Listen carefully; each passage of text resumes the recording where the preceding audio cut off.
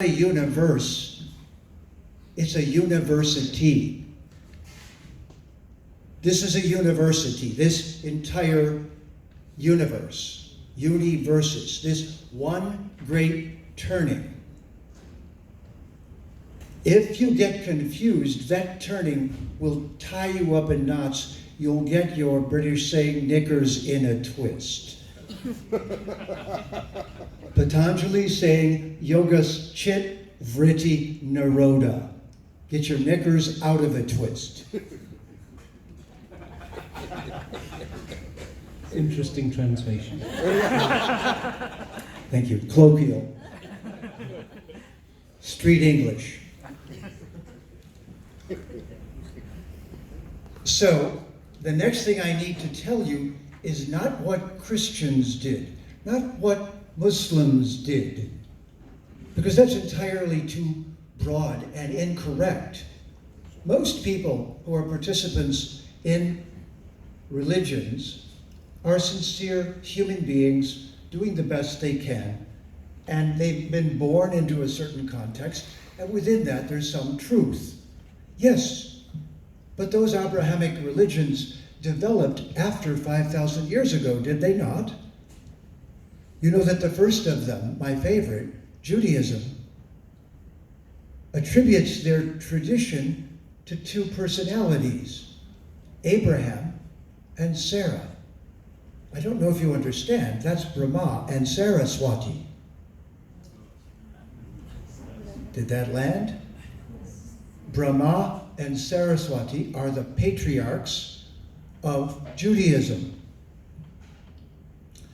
So, not only has Sanskrit created Phoenician, which created Hebrew, they have the same alphabet, which created Aramaic, which Jesus spoke in. What he said, if he did say it, wasn't written down for 100 years. You know the game Post Office? You say something into someone's ear at a party and it goes all the way around. The Christian Bible is Post Office after 100 years of silence on a good day. And this, I'm not saying disrespectfully, because every culture has truth. Every culture has great contributions that they've been holding and passing down, or they wouldn't have survived. But we are lovers of truth. We are the people of a library, so when we meet someone, we say, do you have any books? Do you have any truth? Please tell us your wisdom. Please share your vidya with us. And we see you, namaste, as a divine being. We see you as someone worthy of our respect just because you're on this adventure with us, because you're here. We don't look at you with disrespect. We don't look down upon your conclusion if it is dharmic. Meaning, if it holds a bigger view of life, and if it is understanding intuitively that the universe is being conducted by orderly laws that we must obey. Not a religion, ladies and gentlemen. Reli Gari, not a rule book. And if someone tells me, we're the people of a book, I say, did you go to college? How many books did you read at university? Just one? If you imagine you went to Harvard, your tuition was $300,000 a year, and when you get there, they give you a book and say, here's your book. Have a nice day. Welcome to Harvard. No, if they took you to a 15-story library filled with books from everywhere, you'd feel that you were at Harvard. And you had a chance to grow and become bigger. So this small-mindedness, this duratma, is the opposite of mahatma. And this is the test of being in the university. It's K through PhD. And at PhD, you start thinking about moksha. Seriously. But you ask, is there something I can do in the meantime? So it's very important we don't look at the world, reject it, and say, okay, I'm out of here, and it's all one, so I don't have to even think about it anymore. Adi Shankara brought that in to replace the Buddha Dharma. And it was essential. It is the basis of the Vedic culture. We are Brahmavad. We know that Brahman is the source of this, and as the Rig Veda says, this is 1/4 of existence, the 3/4 is Brahman. Yeah. But oneness, if you say it in the wrong tone of voice, demotivates everyone. Please don't tell your children it's all one. This is what the New Age movement has done. They've made it all one, so why should I do anything? I'm fine, the guru is within. Yeah, so is the brain surgeon. How would you feel if you're going for brain surgery and you say, where did you go to medical school? And they say, the guru within. Oh, wonderful. Drop the scalpel. I'm out of here. Yes? So the guru is a real, tangible reality. It is the voice of the eternal truth, the vidya. And this, to me, is the most significant thing. But I want to tell you something else. I've got to get the dirty laundry out before we can run the washing machine and clean it up. So I just told you, we don't disrespect other religions. We don't hate speech them. We don't speak against them. We know and appreciate that they have vidya of some kind. Wow. And we don't want to change them or force them to do anything. We want to befriend them. And we'd love to share our library, and we'd be glad for them to share theirs. Peacefully. With respect for one another. And this is where it went off. It wasn't religion, it was tyranny wearing the mask of religion. Wow. And this took place just when Columbus, who by the way, died of venereal disease and brought it to America. So that's Columbus Day. Thank you, Columbus. I'm serious. Because just before he came, the Pope issued 2 what are called papal bulls. Now, I think, yeah, I laughed too. It was a load of bull. And in these bulls, Inter Caetera and Pontifex Romanus, he said, look, here's what I want you to do. Spain, you get half the world. Portugal, you get the other half. And he gave the latitudes and longitudes of the whole thing. He said, this is yours, and this is yours, and here's what I want you to do. Go out there and take everything. It's called discovery. When I went to high school, there was a chapter in the history book that said the age of discovery. I didn't know it was a legal term till a year ago. It means if you go to a place and there's no Christians there, you can discover it. Isn't this exciting? I should go back and be Christian again. I didn't know I could go over there's no Christians and just take what I want and rape and pillage in the name of who? Jesus. The one who wouldn't fight anybody? The one who said, what you do unto the least of these, you do unto me? So that person wants you to go take everything from the whole world, enslave them, rape them, pillage them, do what you want, kill their children, destroy them. We haven't recovered yet. We won't recover until someone, and I'm going to do this, I am the revenge. I am going to say this out loud, and they're not going to look at me and say it's because you're brown, and you're this, and you're that.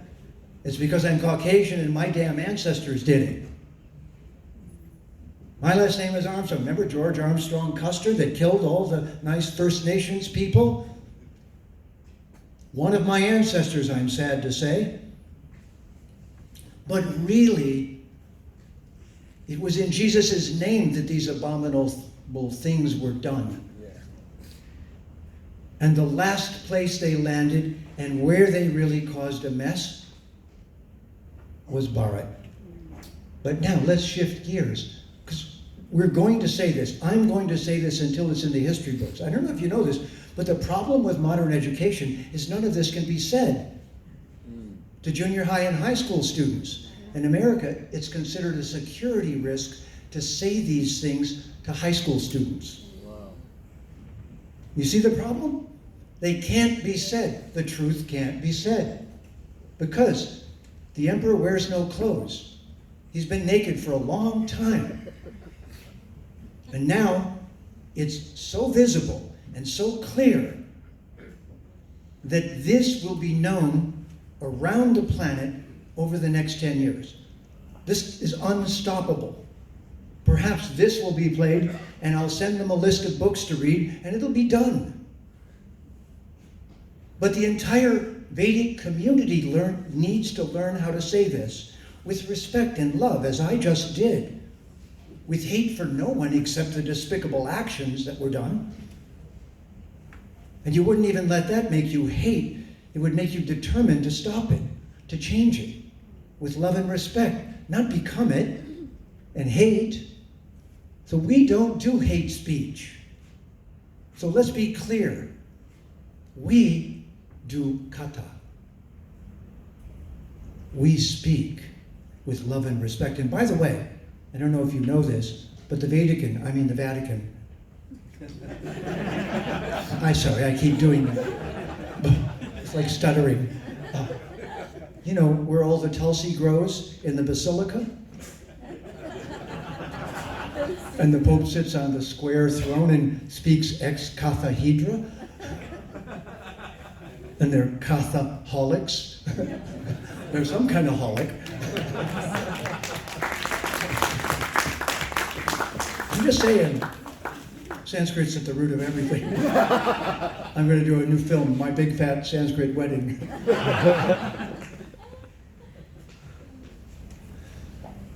So, at the bottom of this, I want to give you something else, and this is that it is terminology. It is learning to speak properly.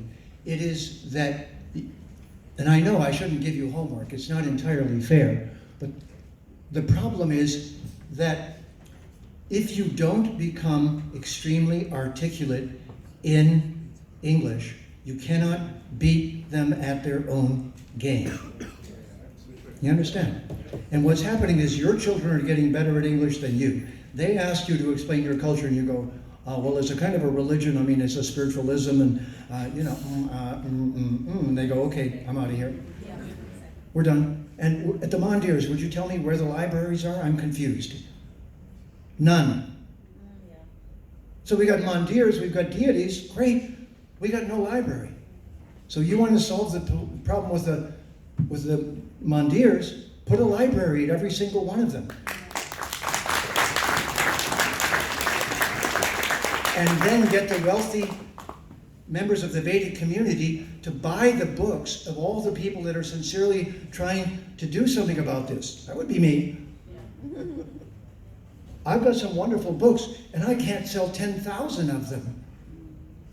But how many could I sell if you bought 200,000 of them, put them in all the mandirs, put them in all the libraries, do this for everyone you think is sincere. Empower them. Don't give them money. Buy their books. Very good. Yeah. And have those in your library. Your children will read them. They'll realize it's coming from me, not just you. It's coming from David Frawley. It's coming from Stephen Knapp. It's coming from a host of other people who have become infected with your beautiful, wonderful culture.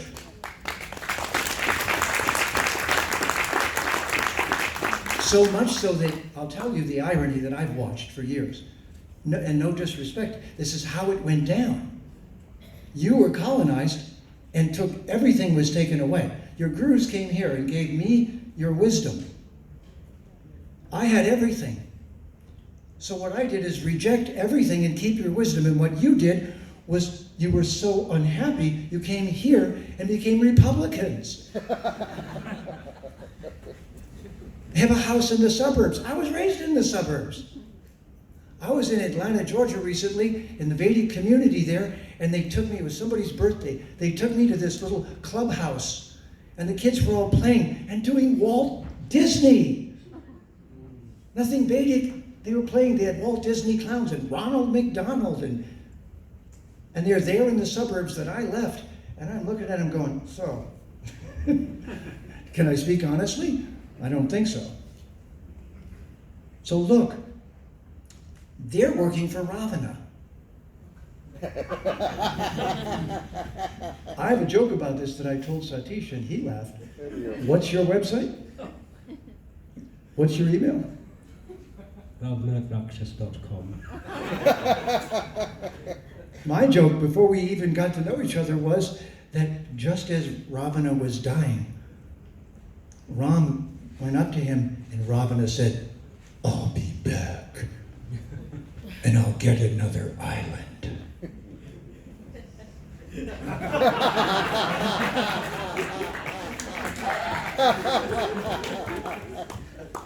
But Ravana, my dear man, bless your heart, you were a yogi once. The monkeys are back.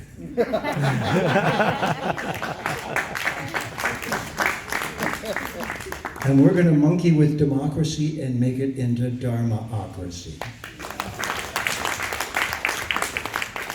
And in case you don't know, ask me later about this because my time's running out. The First Nations culture of North America gave the U.S. Constitution to the founding people of the United States in 1776. A convocation of 13 Iroquois Indians came to Washington, D.C. and gave their Constitution to the United States. And word for word, the U.S. Constitution is the Iroquois Confederation Constitution that had been written 1,500 years earlier by the First Nations indigenous people living in North America. This was admitted by the Congress in the 1980s, but nobody in the world knows about it, that there is no U.S. Constitution. There's the Iroquois First Nations Constitution. You know, the people who were totally destroyed and had all their land stolen by the people coming in the name of Jesus. All of this is coming out. So don't you think, so here's my ending. Don't you think there was a reason why the sages at Naimisharanya all got together and said, we better write all this down or we're going to lose it? Because everyone else who didn't write it down lost it. And then what they said was, so look, it's Kali Yuga, and then of course Bhagavan was on the ground. Matsya Kurma Varahascha Narasingho cha Vamana Ramo Rama cha Ramascha Krishna. Then Kalki, folks, so listen up. The Bhagavad Gita is the on-the-field strategic manual for the Vedic culture post-Kali Yuga. If you don't do anything else, memorize the Bhagavad Gita. When you do, your children will. When you know it inside and out, read everybody's version until you get it. I'm just finishing one. I took out all the garbage and all the Christian words that shouldn't have been in there and left the Sanskrit. It's called Bhagavad Gita Comes Alive. It'll be coming out later this year.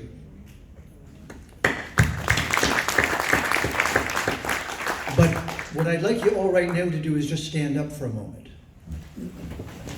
This is not a sit-down program. Because the Bhagavad Gita was given to Arjuna, and you know the problem. He was sitting on the chariot, and he dropped his bow. Well, I'm not going to blame anybody, but of course you did. But what you didn't drop is your Dharma. Your bow was shot out of your hands. You didn't drop it. There were no weapons. Everyone held on for dear life longer than anyone can imagine, longer than any culture ever has, as Swami said. You held on, and you're still holding on, and you're still here. But you must become Pandita. And the book that is your fighting manual for loving everyone every day and teaching by example is the Bhagavad Gita. That's why it's only 700 verses. That's why no one can say it's too much for them. And if you aren't studying it every day, and if you aren't quoting it every day, and if you aren't reading it every day, you aren't doing what was strategically prepared for all of us to weather this exile. So I call what we're involved in right now epic existentialism.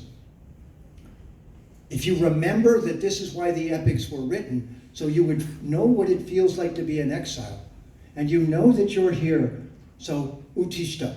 Repeat it. Utishta. Let's hear it. Bigger. Uttishta. Uttishta. Stand up. Stand. Don't bend over. Don't sit down. Stand up with respect, honor, and truth. Thank you very much.